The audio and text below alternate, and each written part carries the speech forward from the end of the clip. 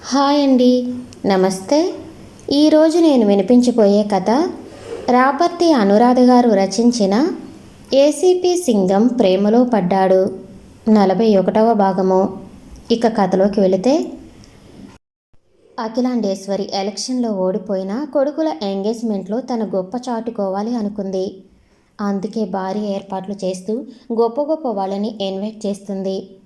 ఆవిడ భర్త రఘురామయ్య ఆ హంగామాలో ఎలాంటి ఇంట్రెస్ట్ చూపించటం లేదు. బట్ మధు అమ్మ వారసురాలిగా, ఆవిడకి ఎంతో ఇష్టమైన చిన్న కూతురిగా ఆవిడ చెప్పే ప్రతి పని చేస్తూ ఆమె ఫ్రెండ్స్కి ఆహ్వానం ఇచ్చింది. కానీ ఏదో దిగులు. అందుకే కళ్యాణ్ గారికి ఫోన్ చేసి విషయం చెప్పింది. అమ్మ, అన్నయ్యల పెళ్లి ఏర్పాట్లు చేసింది కళ్యాణ్ గారు. చిన్న అన్నయ్యకి పెళ్లిపై ఇంట్రెస్ట్ లేదు. కానీ అమ్మ ఆజ్ఞ ప్రకారం పెళ్లికి సిద్ధం అవుతున్నాడు. అంతేకాకుండా ఇప్పుడు మీరు మా బంధువులు కావలసిన వారు. అయినా మీకు ఎలాంటి ఆహ్వానం ఇవ్వలేదు. నాకు బాధగా ఉంది. జ్యోతిని మళ్ళీ మా ఇంట్లో ఎప్పుడు చూస్తానో అని అడిగింది. కళ్యాణ్ నవ్వుతూ, అన్నిటికీ ఒక టైం అంటూ ఉంటుంది మధు. మా పెళ్లితో దూరమైన మీ అక్క చెల్లెళ్ళు మీ పెళ్లితో ఒక్కటవుతారు. కాకుంటే కాస్త సమయం పడుతుంది. నువ్వేం ఫీల్ కావద్దు, సరేనా? అంతా మంచి జరుగుతుంది అని ఆమెకు భరోసా ఇచ్చాడు కళ్యాణ్. మధు సరే అని చెప్పింది. విజయ్ ఆమెను పర్సనల్గా మీట్ అయ్యి, ఎందుకు దిగులు వద్దు, ఈ దూరం ఎంతో కాలం ఉండదు కాబట్టి కొంచెం ధైర్యంగా ఉండాలి. మిన్నిని తన ఇంటికి రాజసంగా ఆహ్వానం పలకాలి. ఆమె అన్ని అధికారాలు ఆమెకు దక్కాలి. మీ అమ్మ పొగరు మొత్తం అనగాలి. గతంలో జరిగిన వాటికి సమాధానం రావాలి. నేరం చేసిన వారికి శిక్ష పడాలి. కళ్యాణ్ ఇంకా నేను అన్నిటికీ ప్లాన్ చేసుకున్నాం అంటూ ఆమెను అతడి కౌగిలిలో దాచుకుంటూ, ఈ పరిస్థితుల కారణంగా నువ్వు ఎలాంటి టెన్షన్ పెట్టుకోకు. అంతా చూస్తూ ఉండు. నీకు ఏమీ తెలియనట్టు ఉంటే చాలు, సరేనా అని నమ్మకంగా చెప్పాడు. ఆమె తన లవర్ ఇంకా మరిది గారి మాటలతో పూర్తి నమ్మకం తెచ్చుకుని జరిగేది చూస్తూ ఉండటం. అమ్మ ఏది చెబితే అది చేయటం తనకి ఏమీ తెలియదు అన్నట్టు ఉంటుంది. విఆర్ ఎమ్మెల్యేగా గెలవలేకపోయాడు. కానీ మినిస్టర్కి తన టాలెంట్ చూపించి మళ్ళీ గెలిచి మినిస్టర్ పదవి కొట్టేశాడు. ప్రస్తుతం విఆర్ కేసు నుండి తప్పించుకున్నాడు అని అతడి ఇంటికి ధైర్యంగా వచ్చాడు. విఆర్ సెలవుతో కాసిన్ని చివాట్లు తిని మందు కొట్టే పనిలో ఉన్నారు అంతా. విఆర్కి డ్రగ్ కేసు నుండి బయటపడినా శాంతి లేదు. పెద్ద తుఫాను వస్తుంది అన్నట్టు కళ్యాణ్ మాటలు గుర్తు చేసుకుంటూ ఉన్నాడు. మినిస్టర్ అడిగాడు, ఏమైంది విఆర్? కేసు నుండి తప్పించుకున్నావుగా. నీ ప్లేసులో వేరే ఎమ్మెల్యే గెలిచినవాడు ఎంతో కాలం పదవిలో ఉండకుండా నీ పదవి నీకు వచ్చేలా ఏదో ఒక ప్లాన్ మన సెలవ వేస్తాడు. ఇంకేంటి, ఎందుకు దిగులు? ప్లీజ్ చియర్స్ అంటూ గ్లాస్ చూపించాడు. విఆర్ మందు గ్లాసుకి బదులు మందు బాటిల్ తీసుకుని గడగడా తాగేసి మినిస్టర్ వైపు దిగులుగా చూస్తూ అంటున్నాడు, నాకు సంతోషం లేదు మినిస్టర్. ఆ కళ్యాణ్ సామాన్యుడు కాదు. నా పునాది అడుగుదాకా వెళ్ళాడు. నా 20 ఏళ్ల క్రితం చరిత్ర వెలికి తీసే పనిలో ఉన్నాడు. అసలు వాడు ఎవడో కాదు, నా చేతిలో చచ్చిన లక్ష్మీనారాయణ కొడుకు కళ్యాణ్ నారాయణ. వాడికి అంతా తెలుసు, కానీ ఆధారం లేదు. నా చెల్లులు నేను ప్లాన్ చేసి అడ్డంగా ఉన్న వాళ్ళని పైకి పంపించాం. ఆ తర్వాత అంతా తారుమారు అయ్యింది. ఇప్పుడు కళ్యాణ్ నన్ను బెదిరిస్తున్నాడు మినిస్టర్ అని అతడి కంగారు అంతా మినిస్టర్కి చెప్పాడు. అంతే. మినిస్టర్ అంత ఎత్తి ఎగిరిపడి, అమ్మ బాబో, నువ్వు ఆ కళ్యాణ్తో ప్రొఫెషన్గా కాకుండా పర్సనల్గా కాకుండా పెట్టుకున్నావా? వాడి నాన్నని నువ్వు చంపావా? ఓరి నాయనో, ఆ సంగతి వాడికి తెలుసా? అయితే నువ్వు అయిపోయావు విఆరు అంటూ దీర్ఘం తీశాడు. సెలవు కలుగచేసుకుని, ఏంటిది, ఎందుకు ఆ కళ్యాణ్ని ఎత్తేస్తున్నారు? వాడేంటి అంత ఎక్కువగా చూస్తారు? విఆర్ని డ్రగ్ కేసులో ఇరికిస్తే నేను ఎంతో సింపుల్గా బయటకు తీసుకొచ్చాను. అలాగే వాడు గతంలో చేసిన తప్పుకి సాక్ష్యాలు వెతికేలోగా వాడి చావుకి సాక్ష్యం లేకుండా చేస్తాను. నువ్వు భయపెడితే భయపడు, మేము భయపడము అంటూ సీరియస్ అయ్యాడు. మినిస్టర్ మనసులో అనుకుంటూ ఉన్నాడు, వీళ్ళ పిచ్చి కానీ కళ్యాణ్తో పెట్టుకున్నారు. వాడు ఊరుకోడు. నేను జాగ్రత్త పడాలి, లేదా నేను అయిపోతాను అని సైడ్ అయ్యాడు. విఆర్ నిట్టూరుస్తూ, మినిస్టర్ అన్నది నిజమే సెల్వా. వాడు మామూలోడు కాదు. నాయక్ని మనం ఎలా తప్పించాలి అనుకుంటున్నామో కూడా వాడికి తెలుసు. అంటే నేను ఈ కేసు నుంచి బయటపడతానని వాడికి ముందే తెలుసు. అందుకే నాకు కంగారుగా ఉంది అన్నాడు. సెలవు ఆలోచిస్తూ, నిజానికి టెన్షన్ నువ్వు ఒక్కడవే పడితే కుదరదు. నీ చేత నేరాలు చేయించిన ఆమె కొడుకుల నిశ్చితార్థానికి ఏర్పాట్లు చేసుకుంటూ హుషారుగా ఉంది. ఆవిడ కూడా టెన్షన్ పడాలి. అసలుకి తప్పు అంతా ఆవిడిది. ఆమె చేయమంటే నువ్వు చేయించావు. నేరం ఆవిడిది, నీది కాదు. నిన్ను మోసం చేసి నీ చేత తప్పులు చేయించింది. నిన్ను జైలుకి పంపింది. ఆస్తి అంతా అనుభవిస్తూ ఆనందంగా ఉంది. పడితే శిక్ష ఆమెకు పడుతుంది, నీకు కాదు. అయినా సరే నేను ఒక ప్లాన్ ఆలోచిస్తున్నా. నువ్వు కంగారు పడకుండా ఉంటే అంతా నేను చూసుకుంటాను అని నమ్మకం ఇచ్చాడు. విఆర్ సరే అని ఫుల్గా తాగి పడుకున్నాడు. సాయంత్రం కళ్యాణ్ ఇంటికి త్వరగా వచ్చాడు. మిన్ని కళ్యాణ్ త్వరగా వచ్చేసరికి చాలా సంతోషపడింది. పరుగులు పెడుతూ అతడి వద్దకు వచ్చి, ఏంటి త్వరగా వచ్చేశారు? అంటే మళ్ళీ వెళతారా అని అడిగింది. కళ్యాణ్ నవ్వుతూ, లేదురా, నీతోనే ఈ రోజంతా ఉంటాను అని చెప్పి ఫ్రెష్ అయి వస్తా అన్నాడు. మిన్నీ సరే అని నవ్వుతూ అతడికి కాఫీ సిద్ధం చేస్తుంది. బయట వర్షం కురవటం మొదలయ్యింది. అంతే, మిన్నీ హే అంటూ గార్డెన్ వైపు పరుగులు పెడుతూ వెళ్ళి ఆ వానలో తడుస్తూ ఎంతో సంతోషంగా డ్యాన్స్ చేస్తూ ఉంది. కళ్యాణ్ ఫ్రెష్ అయ్యి వచ్చి మిన్నీ చేస్తున్న డ్యాన్స్ని ఇంకా ఆమె వర్షంలో తడిసి ఆడుకోవటాన్ని చూసి షాక్ అయ్యాడు. ఆమె డ్యాన్స్లో ఏదో ప్రత్యేకత ఉంది. చాలా బాగా ఇంకా స్వేచ్ఛగా డ్యాన్స్ చేస్తుంది. అడవిలో నెమలి నాట్యానికి గురువు ఎవరూ లేరు అన్నట్టు ప్రకృతి కురిపించే వాన చెల్లు మిన్నీకి ఆట నేర్పినట్టు అనిపిస్తుంది. కానీ ఆమె వానలో తడుస్తూ హెల్త్ పాడు చేసుకుంటుంది అని కళ్యాణ్ కంగారుగా, హే మిన్నీ అంటూ ఆమె వద్దకు వెళ్ళాడు. మిన్నీ కళ్యాణ్ చేయి పట్టుకుని గంతులు వేస్తూ, కళ్యాణ్ గారు, నాకు వర్షం అన్నా నీళ్ళలో ఆడుకోవటం అన్నా చాలా ఇష్టం. ఎప్పుడూ భయం భయంగా తడిచేదాన్ని. ఇప్పుడు నాకు భయం లేదు. నా కళ్యాణ్ గారు నాతో ఉన్నారుగా. వానలో తడిసి జ్వరం తెచ్చుకుంటే మందులకి డబ్బులు అవుతాయి అని నన్ను తిట్టరు. అందుకే నేను ఎంతో ఆనందంగా ఉన్నాను అని అతన్ని ఆడిస్తూ ఆమె ఆడుతూ ఉంది. కళ్యాణ్ ఆమె ఇష్టాన్ని ఎలా కాదంటాడు? అందుకే ఆమెతో పాటు అతడు తడిసి డ్యాన్స్ చేస్తూ ఉండగా పెద్ద ఉరుము ఉరిమింది. అంతే, మిన్నీ అతన్ని హత్తుకుని ధైర్యం తెచ్చుకుంటూ ఉండగా కళ్యాణ్ ఆమెను అతడి కౌగిలిలో దాచుకుంటూ, ఇంక చాలురా, జలుబు చేస్తుంది అంటూ ఆమెను పట్టుకున్నాడు.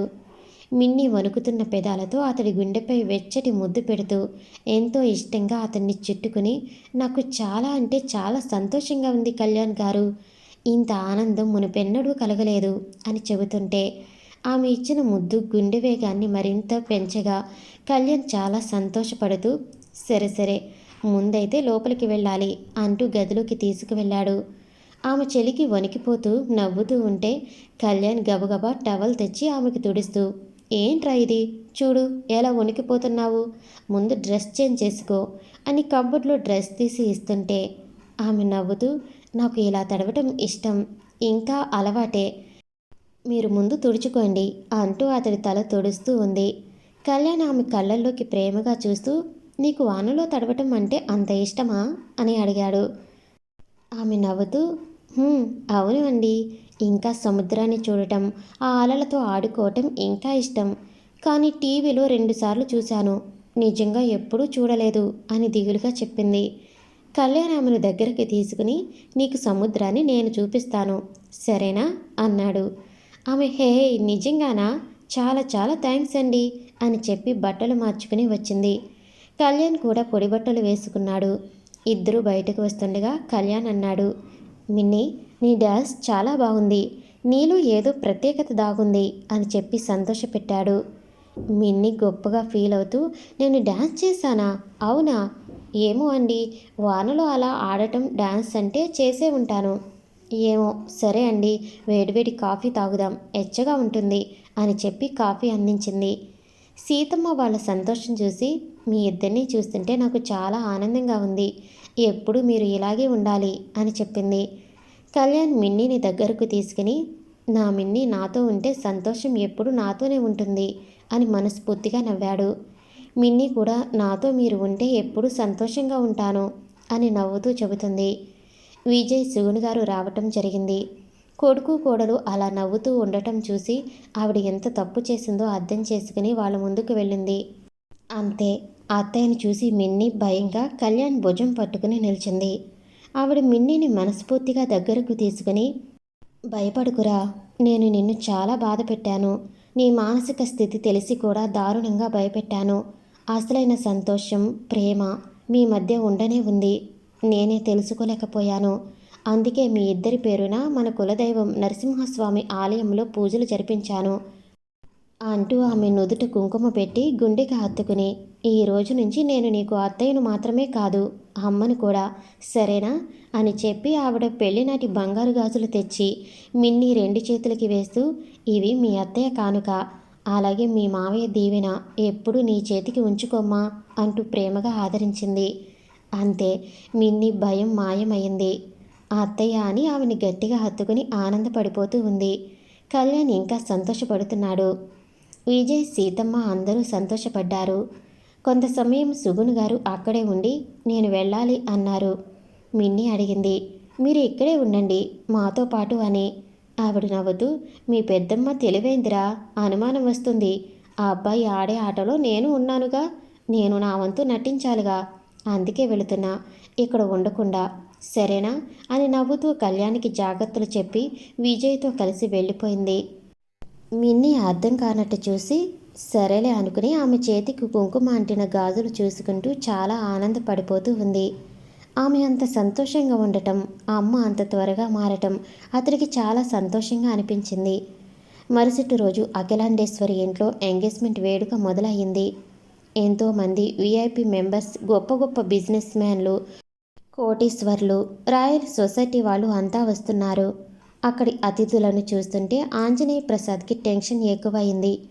అమ్మ పెద్ద వేడుక చేస్తుంది, ఇంకా సేపటిలో అమ్మాయి తరపు వాళ్ళు వస్తున్నారు, ఈ ఎంగేజ్మెంట్ ఎలా ఆగుతుంది అని భయంగా కళ్యాణ్కి ఫోన్ చేసి, బావా అంతా వస్తున్నారు, కాసేపటిలో అమ్మాయి తరపు వాళ్ళు వస్తున్నారు, ఎలా ఈ ఎంగేజ్మెంట్ ఆగుతుంది, నాకేం అర్థం కావటం లేదు, కంగారుగా ఉంది బావా అంటుంటే కళ్యాణ్ నవ్వుతూ, నీకెందుకు కంగారు, నీ పక్కన ఉన్నవాడికి కదా కంగారు ఉండాలి అన్నాడు. ఆంజనేయ ప్రసాద్ అర్థం కానట్టు తన పక్కన ఎవరున్నారు అన్నట్టు చూశాడు. తనతో పాటు ఎంగేజ్మెంట్కి రెడీ అయి ఉన్న అన్న కనిపించాడు. అతడు నార్మల్గా ఉన్నాడు, టెన్షన్ ఏమీ లేదు. ఆంజనేయ ప్రసాద్ అదే మాట అడిగాడు. మా అన్నయ్య ఎందుకు టెన్షన్ పడతాడు బావా, వాడికి ఈ పెళ్ళి ఇష్టమేగా, నాకు క్లాస్ ఇచ్చాడు కూడా అంటూ ఉంటే కళ్యాణ్ నవ్వుతూ, అలా కాసేపు నన్ను లైన్లో ఉంచి అక్కడ జరిగేది చెబుతూ ఉండు అన్నాడు. ఆంజనేయ ప్రసాద్ బ్లూటూత్తో కళ్యాణ్ మాటలు వింటూ సరే బావా అని అతడి అన్న పక్కకి వెళ్ళి నిల్చున్నాడు. అందులో అమ్మాయి తరపు వాళ్ళు వచ్చేశారు. అఖిలాండేశ్వరి హడావిడి అంతా ఇంతా కాదు, వేరే లెవెల్ హడావిడి చేస్తూ వాళ్ళకి ఆహ్వానం పలికింది. ఆంజనేయ ప్రసాద్ కళ్యాణ్కి చెప్పాడు, వాళ్ళు వచ్చారు, మా ముందు చేరారు అని. కళ్యాణ్ అతడి పక్కనే ఉన్న విజయ్ నవ్వుతూ ఉన్నారు. కళ్యాణ్ అంటున్నాడు, వేడుక మొదలయ్యిందా అని అడిగాడు అతడు. అవును బావా, అన్ని ఏర్పాట్లు పూర్తయ్యాయి, ఉంగరాలు మార్చే ప్రయత్నంలో ఉన్నారు అన్నాడు. కళ్యాణ్ నెట్టిరుస్తూ, సరే అయితే ఇప్పుడు మీ అన్నగారి మొబైల్ రింగ్ అవుతుంది చూడు అన్నాడు. అన్నట్టే అతడి ఫోన్ మోగింది. అతడు ఫోన్ తీసి మాట్లాడుతూ ఉన్నాడు. కళ్యాణ్ చెప్పాడు, ఇప్పుడు నీకంటే ఎక్కువ టెన్షన్ అతడు పడతాడు చూడు అన్నాడు.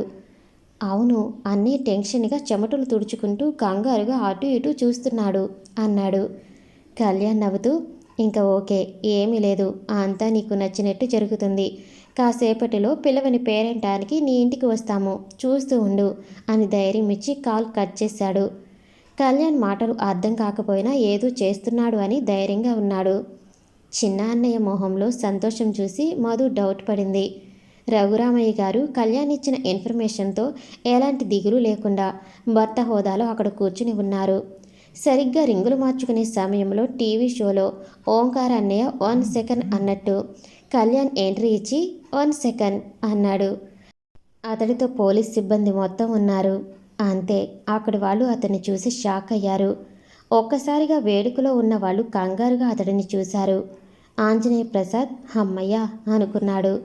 మధు, రఘురామయ్య గారు చిన్న చిరునవ్వు నవ్వుతూ చూశారు.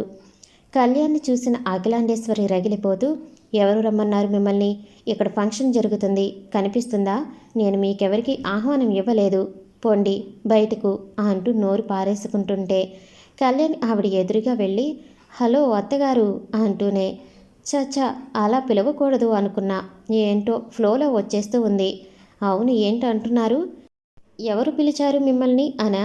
మమ్మల్ని పిలిచేది ఏముంది? నేరం చేసిన వాళ్ళు ఎక్కడ ఉంటే అక్కడ అరెస్ట్ చేయటానికి మేము పిలవని పేరంటానికి వచ్చినట్టు టాపీమని వాలిపోతాం.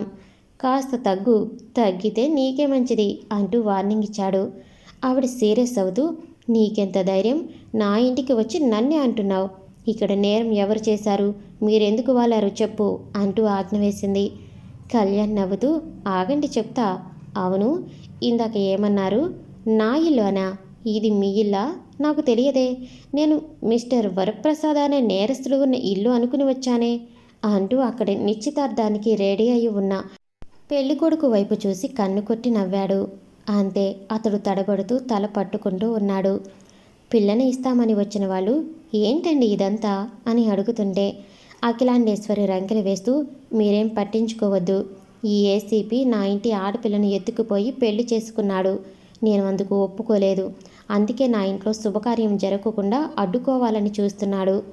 కళ్యాణ్, మర్యాదగా బయటకు వెళ్ళు లేదా అని అరవబోతుంటే అప్పుడే ఎంట్రీ ఇచ్చిన విజయ్, ఒక్క నిమిషం మేడం, కాస్త కంట్రోల్ అవ్వండి లేదా బాధపడతారు అని ఎవరినో లోపలికి రమ్మన్నట్టు సైగ చేశాడు. అక్కడికి ఒక అమ్మాయి ఇద్దరు పిల్లల్ని వెంట పెట్టుకుని అందరి ముందుకు వచ్చింది. ఆమెను చూసి అంతా ఆశ్చర్యపోయారు. ఎవరిమే అన్నట్టు చూస్తుంటే వరప్రసాద్ గుండె జారిపోయింది. ఆ వచ్చిన ఆమె వరప్రసాద్ వైపు బాధగా చూస్తూ ఉంది. అఖిలాండేశ్వరి, ఎవరిమే అని అడుగుతూ ఉండగా ఆమె చేతిలో ఉన్న పిల్లాడు డాడీ అంటూ వరప్రసాద్ని పిలిచాడు. అంతే, అంతా షాక్ అయ్యారు. అఖిలాండేశ్వరి పిడుగుపడ్డట్టు అయిపోయింది. రఘురామయ్య, మధు సీన్ అర్థమైనట్టు చూస్తున్నారు. ఆంజనేయ ప్రసాద్ ఇదేం ట్విస్ట్ అన్నట్టు బిగుసుకుపోయాడు. ఒక్కసారిగా ఇంటికి వచ్చిన అతిథులు అక్కడి పెళ్లి వాళ్ళు అదిరిపడ్డారు. కళ్యాణ్ నవ్వుతూ అఖిలాండేశ్వరి వైపు చూసి, ఇప్పుడు ఏమంటారు అత్త? సారీ సారీ అఖిలాండేశ్వరి గారు అని అడిగాడు. ఆవిడ అర్థం కానట్టు, ఎవరి సంత? ఈమె ఎవరో పిల్లల్ని తీసుకుని ఫంక్షన్ జరుగుతున్న దగ్గరికి వచ్చి నా కొడుకుని ఆమె పిల్లలుచ్చే డాడీ అని పిలిపిస్తుంది, ఏంటి విషయం? ఇదంతా నీ డ్రామానా అని అడిగాడు. కళ్యాణ్ అందుకు ఎలాంటి ఆన్సర్ ఇవ్వకముందే ఆ అమ్మాయి కలుగు చేసుకుని, డ్రామా చేయాల్సిన అవసరం నాకేం లేదు అండి. మీ అబ్బాయి దైవ సాక్షిగా నన్ను పెళ్ళాడారు. ఇదిగోండి ఆయన కట్టిన తాళి, ఇంకా ఇవి రిజిస్టర్ మ్యారేజ్ సర్టిఫికేట్. వీళ్ళు మా ఇద్దరికి పుట్టిన పిల్లలు, బాబు పాప. మేము 8 ఏళ్లుగా కాపురం చేస్తున్నాం. నేను నా పిల్లలు ఉండగా నా భర్త ఇంకో పెళ్ళి ఎలా చేసుకుంటారు? అందుకే మర్యాద కాదు, నా అత్తింటి వాళ్ళకి అవమానం జరుగుతుంది అని తెలిసినా నాకు నా బిడ్డలకు అన్యాయం జరగకూడదు అని వచ్చాను అని ఒక్కసారిగా పెద్ద బాంబు వేసింది. అంతే, అంతా షాక్ అయ్యారు. అఖిలాండేశ్వరి అరుస్తూ, నువ్వు నా కొడుకు భార్యవా? నేను నమ్మను. అంతా డ్రామా. ఈ ఏసీపీ ఆడిస్తున్నాడు. వీడికి నా మీద పగ, అందుకే ఇదంతా. మర్యాదగా బయటకు పో. ఎవరికి పుట్టారో తెలియని పిల్లల్ని నా కొడుక్కి అంటకట్టాలి అని చూస్తున్నావా అని ఆమెపై చేయి చేసుకోవటానికి చూస్తూ చిన్న పిల్లాడిని విసిరి కొట్టింది. ఆ బాబు అమ్మ అంటూ కింద పడిపోతే వరప్రసాద్ కంగారుగా రాహుల్ అంటూ వెళ్ళి బాబుని పట్టుకుని దగ్గరకు తీసుకుని, దెబ్బ తగిలిందా అంటూ అడిగాడు. అంతే, అక్కడి వాళ్ళు ఇంకాస్త షాక్ అయ్యారు. కళ్యాణ్ ఆ సీన్ కోసమే అన్నట్టు చూస్తుంటే అఖిలాండేశ్వరి, రే వరా, ఏంట్రా ఇది? వాడెవరినో ఎందుకు చేరదీస్తున్నావు? ముందు వాళ్ళని అవతలికి పొమ్మని చెప్పు అంటూ అరిచింది. అక్కడికి ప్రత్యక్షమైన మీడియా పండుగ చేసుకుంటూ న్యూస్ రాసుకుంటూ ఉన్నారు. కళ్యాణ్ అడ్డుకుంటూ, ఆగండి, విషయం తెలుసుకోకుండా ఇక్కడ ఎవరూ కదిలేది లేదు. చెప్పండి మిస్టర్, ఈమె మీ భార్య కాదా? వీళ్ళు నీ పిల్లలు కాదా? మీరు మీ అమ్మకు భయపడి ఈ పెళ్లికి సిద్ధం కాలేదా? చెప్పండి అంటూ అడిగాడు. అతడి భార్య కలుగు చేసుకుని, నన్ను ఎంతగా ప్రేమించాను అన్నారు. నేను లేనిదే బ్రతకలేను అని నా మెడలో తాళి కట్టి నాకు నా తండ్రికి నమ్మకం కలిగించాలి అని రిజిస్టర్ మ్యారేజ్ చేసుకున్నారు. 2 పిల్లలు ఉన్నారు. మన బంధం మీరు కాదు అని వేరే అమ్మాయిని ఎలా చేసుకుంటారు? ఆమెను చేసుకున్నా సంతోషంగా ఉంటారా? నేను లేకుండా మీరు ఉండగలరా? అలా ఉంటాను అని చెప్పండి. ఇప్పుడే నేను నా పిల్లలు పోయి ఆత్మహత్య చేసుకుని చస్తాం అని ఏడుస్తూ అడిగింది. కళ్యాణ్ కలుగు చేసుకుని, అలా మాట్లాడుకు సిస్టర్, ఏంటిది? వరప్రసాద్ గారు ఎందుకు చక్కని సంసారం నాశనం చేసుకుంటారు? మీకు మీ భార్య అన్నా మీ పిల్లలు అన్నా ఎంత ఇష్టమో నాకు తెలిసింది. ఎవరి బలవంతం మీద మీరు మీ జీవితం నరకం చేసుకోవద్దు. మీకు నేను ఉన్నా, ఎవ్వరూ మిమ్మల్ని ఏమీ చేయలేరు అంటూ భరోసా ఇచ్చాడు. అఖిలాండేశ్వరి ఏదో అనబోతే వరప్రసాద్ అడ్డుకుని, క్షమించమ్మా, నేను తప్పు చేశాను. ఈమె నా భార్య, వీళ్ళు నా పిల్లలు. ఎస్టేట్ గుమస్తా గారి కూతురు. ఈమె పేరు పద్మ. నా మనసుకు నచ్చింది. పెళ్లి చేసుకున్నాను. లేని వాళ్ళ పిల్ల అంటే నువ్వు ఒప్పుకోవా అని నీకు ఇన్నేళ్ళు విషయం చెప్పలేదు. ఇప్పుడు ఇంత జరిగాక నా భార్య బిడ్డలు చనిపోతారు అంటే నేను ఎలా ఉండేది? కళ్యాణ్ బాబుగారు అన్నట్టు నా భార్య బిడ్డలని నేను ఎందుకు పోగొట్టుకోవాలి? నేను వాళ్ళని విడిచిపెట్టను. నాకు వాళ్లే కావాలి అని అతడి భార్య చేయి పట్టుకుని బిడ్డలను దగ్గరకు తీసుకున్నాడు. అంతే. ఇంటికి వచ్చిన అతిథులు ఇక్కడ ఉండటం అంత మంచిది కాదు, వాళ్ళే ఏదో గొడవ పడుతున్నారు అన్నట్టు ఒక్కొక్కరుగా వెళ్ళిపోతూ ఉన్నారు. అఖిలాండేశ్వరి ఆవేశంగా, ఏంట్రా వాగుతున్నావు? వీడు నీకు బావా? ఎలారా అంటూ అరిచింది. వరప్రసాద్ సీరియస్ అవుతూ, కళ్యాణ్ నా చెల్లెలు, జ్యోతి భర్త, అందుకే నాకు బావా అన్నాను అని ధైర్యంగా ఆన్సర్ ఇచ్చాడు. అంతే. ఆవిడ రెచ్చిపోతూ వరప్రసాద్ చెంప మీద చాచి కొట్టి, చంపేస్తాను పిచ్చివాగుడు వాగావంటే. ఆ దిక్కుమాలిన దాన్ని పెళ్లాడిన వీడు నీకు బావా? అడుక్కు తినే గుమస్తా కూతురు నీకు భార్య? వీల్లేదు, అస్సలు ఒప్పుకోను అంటూ అరిచింది. వరప్రసాద్ మరింత సీరియస్ అవుతూ, నువ్వు ఒప్పుకున్నా ఒప్పుకోకపోయినా అదే నిజం. నీ అంగీకారం నాకు వద్దు. నా భార్య పిల్లలు నాకు చాలు. నిన్ను భరించే శక్తి లేక అన్నయ్య అక్క దేశాలు పోయారు. ఇంకా నేను కూడా నీకు దండం పెట్టిపోతున్నా. రా పద్మ అంటూ ఆమెను తీసుకుని పిల్లను ఎత్తుకుని ఎంతో ధైర్యంగా వెళ్ళిపోతూ ఉంటే అఖిలాండేశ్వరి, రే వరా ఆగు అంటూ అరిచింది. అతడు ఆగలేదు. వెనక్కి తిరిగి చూడకుండా వెళ్ళిపోయాడు. అక్కడ ఉన్న అమ్మాయి తరపు వాళ్ళు సీరియస్ అవుతూ, ఏంటండి ఇది? మీరు ఏదో మర్యాదస్తులు అని ఎలక్షన్లో మీకు ఓటమి వచ్చినా పిల్లను ఇవ్వటానికి వచ్చాం. మీ అబ్బాయి ఆ అమ్మాయి ఇంట్లో శుభకార్యం జరుగుతుంటే ఇండియా రాలేదు. అప్పుడే అనుమానం వచ్చింది. ఇప్పుడు ఏకంగా 2 పిల్లలు, భార్య ఉన్నవాడిని పెళ్లికి సిద్ధం చేశారు.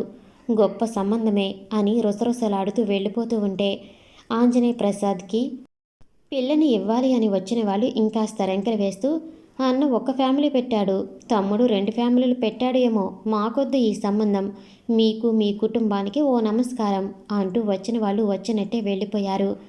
ఆంజనేయ ప్రసాద్ కళ్యాణ్ ఇచ్చిన ట్విస్ట్కి బిగుసుకుపోయి చూస్తున్నాడు. అంతా ఆవిడ చూస్తుండగా వెళ్ళిపోతూ ఉంటే ఆవిడ రగిలిపోతూ, రే కళ్యాణ్, ఇదంతా నీ ఎత్తు. సరిగ్గా సమయానికి ఆ పిల్లని తీసుకువచ్చి నా పరువు తీశావు అని రంకెలు వేస్తుంటే ఆంజనేయ ప్రసాద్ కలుగ చేసుకుని, ఇంకా చాలు అమ్మా, ఇక్కడ నా పరువు పోయింది. నా క్యారెక్టర్ బ్యాడ్ అయ్యింది.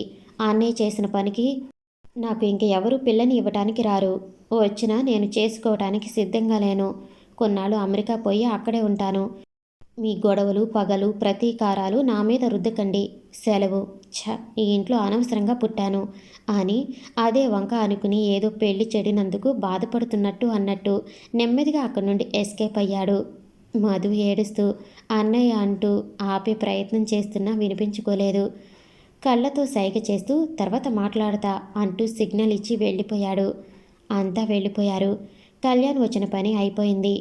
అత్తగారు ఇక ఉంటా మరి అంటూ స్టైల్గా చూస్తూ వెళ్ళిపోబోయి వెనక్కి తిరిగి, ఇందాక ఏమన్నావు? నా భార్య దిక్కుమాలినది అనా? ఆమె దిక్కుమాలినది కాదు, నేను ఉన్నాను. అమ్మ నాన్న అత్త మామ అన్ని బంధాలు నేను ఒక్కడనే అయి చూసుకుంటున్నా. నువ్వు అన్యాయంగా ఆమెను అనాథను చేశావు. ఇప్పుడు నువ్వే అందరూ ఉన్న అనాథవు అయ్యావు. నీ కడుపున పుట్టిన పిల్లలే నీకు దండం పెట్టిపోయారు. ఇప్పుడు చెప్పు, దిక్కుమాలింది నువ్వా నా భార్య? ఏంటి దెబ్బ అదిరిందా? వస్తా, మళ్ళీ ఎంట్రీ ఇస్తా. ఈసారి ఇంకాస్త స్ట్రాంగ్ ట్విస్ట్ ఇస్తాను అంటూ వెళ్ళిపోయాడు కళ్యాణ్. విజయ్ వెళుతూ వెళుతూ మధు వంక చూసి కన్ను కొట్టాడు. ఆ సీన్ రఘురామయ్య చూశారు. అమ్మ, అదా విషయం అనుకున్నారు. ఆయనకి సీన్ అర్థమయ్యింది. మధు స్మైల్ ఇచ్చి అంతలోనే దిగులుగా ఫేస్ పెట్టింది. కనకారావు కళ్యాణ్ ఎంట్రీతోనే పక్కకు ఎస్కేప్ అయ్యాడు. అఖిలాండేశ్వరి పిచ్చి పట్టినట్టు చూస్తూ మౌనంగా ఉండిపోయింది.